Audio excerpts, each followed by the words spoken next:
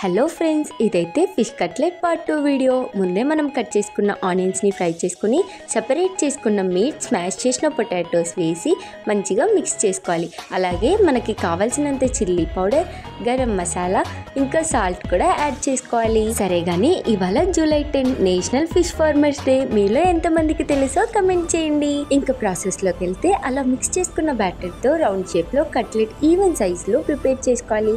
తర్వాత మైదా batter or egg వైట్లో dip చేసుకుని బ్రెడ్ మాల్తో కోట్ చేసుకోవాలి. మా కాలేజ్లో ఫిష్ ఫార్మర్స్ డే ప్రోగ్రామ్ అయితే అద్దరగొట్టేశారు.